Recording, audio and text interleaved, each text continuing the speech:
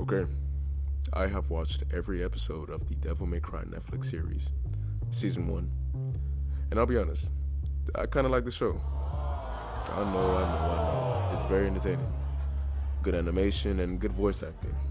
I know Johnny Young Bosch voices Dante, but after the first episode, that kind of just slipped my mind. For those that are new to the series, Bosch voices Dante's nephew in the games. That's what some of the discourse is over. Lady's characterization, the nerfing of Dante, and the many continuity issues contributing to that as well. It's clear with the storyline they presented, this show was geared towards newer viewers, even though I suspect like 80% of the watchers will be longtime fans. So you have a show that is for a newer audience, a show that doesn't respect the timeline, and a show that takes creative liberties with characters, resulting in a dissatisfied fan base. I'm kind of somewhere in the middle.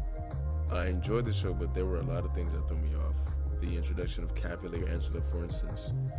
Canonically, Cavalier doesn't make an appearance until DMC5. There's also Trish and how she's tied to him as well. With that in mind, does this mean we'll be seeing her in later seasons? There's also the power scaling issues when it comes to Dante. Now, I feel that the perfect representation of Dante's power was the scene of his first encounter with the mercenaries, where they were trying to Swiss cheese him, and he just ended up right next to them yelling, "Who are we shooting at?" One of the few things I feel the show got right about Dante. Also, I didn't like the ending due to the state that they leave him in. But I am interested to see what direction they take the story in. I'm waiting to get the full complete picture, then I can decide whether to rep the show a new one or not. I do think it was a mistake using the timeline that was used.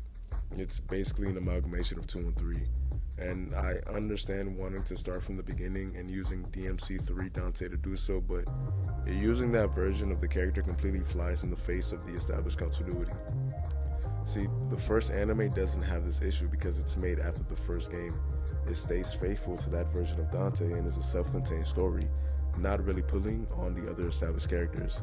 It made new ones, and that show did such a good job those very characters were added in DMC5, them being Morrison and Patty.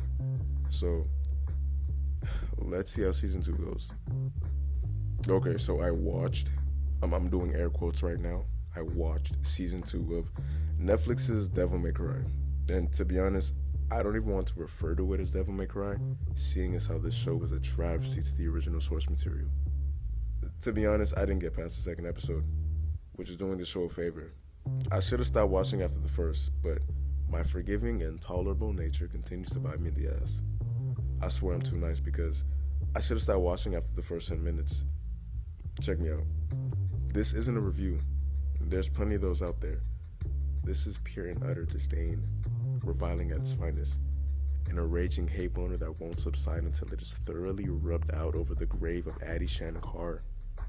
Like I said, this show isn't DMC, more like MC, Makai's Cry, and that's what I'll be calling this abomination. Also, these characters aren't Dante, Virgil, or Lady. No, they pale in comparison. Their names are Dante, Virgil, and Mary. Also, shout out to Dante from the DMC remake. Yeah, he sucks too, but I kind of like his character. But anyway, this show is trash, man. One thing I don't understand is the mixing of 2D and 3D animation in the same scenes. It looks horrible, it's super jarring, and it's just super janky. Another thing I don't like is the discrepancies when it comes to this timeline. In the season 1 portion of this video, I spoke on how this show is basically DMC 2 and 3's timeline merged. After seeing various reviews, I have come to the conclusion that this was a mistake and or not done correctly.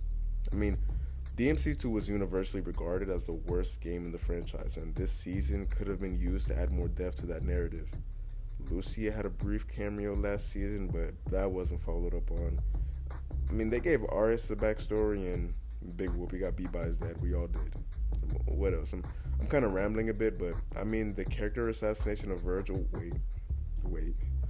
or rather the characterization of Virgil, I gotta keep the trend alive, right? That's just, my goodness, like, the show doesn't get anything right about him.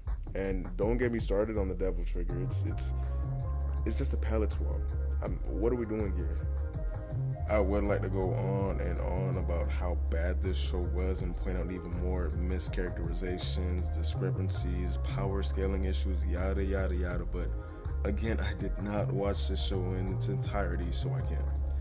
One thing I will say though is that I had a revelation. So, has anyone else noticed how Dante and Virgil are basically carbon copies of Inuyasha and Sesshomaru? Hear me out, right? Hear me out. Both brothers of white hair, swords passed down to them by their father, and are at odds with each other. Virgil and Sesshomaru favoring their demonic side, and you can say Dante and Inuyasha leaning more towards their humanity. I also remember an episode where Inuyasha transformed into a human on a full moon, turning his hair black.